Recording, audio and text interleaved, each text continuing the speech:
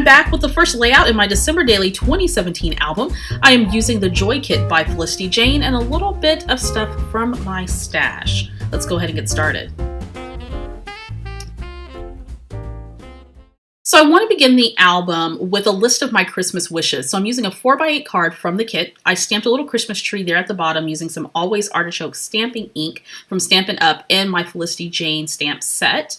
And I did that before I filmed because I wanted to see if it looked good on there. And I'll come back to that journaling later. I did not journal on film because I can't really get my thoughts in order. So I'll do that off camera.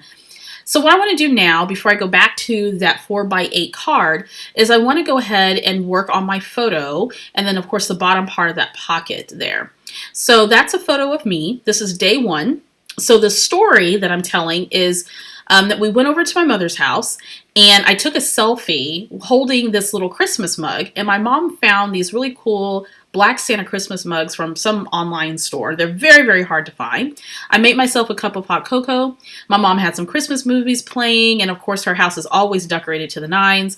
And so I love sitting there enjoying all the wonderful decorations that I remember as a kid and all the new stuff that she buys from QVC.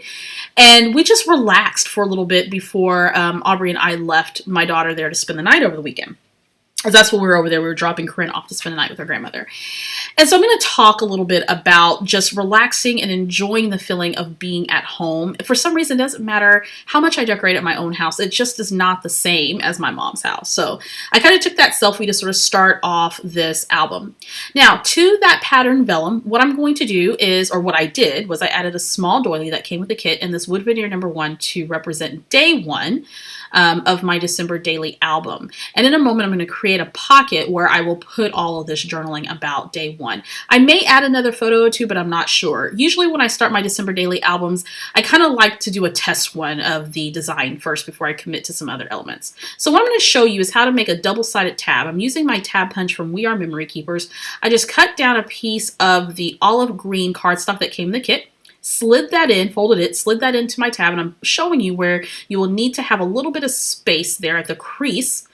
You punch it out, and then you have a double-sided tab. Now, I wish that I came up with that. I didn't. I saw it on another YouTube video of another scrapbooker doing it.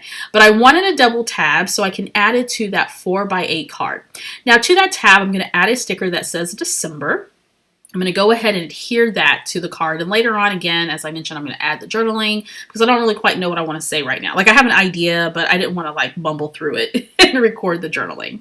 So I'm going to go ahead and add that tab using some Tombow Mono. And then what I want to do is make sure it's securely attached with by using my little tiny attacher stapler. So now I'm sort of testing it out to see how that'll look. Next up, I'm going to create a journaling tag. I just cut that from some plain white cardstock. Then I have this little pocket hanging out of my stash. In fact, I have a bunch of these, and I decided I'm going to use a lot of them in this album.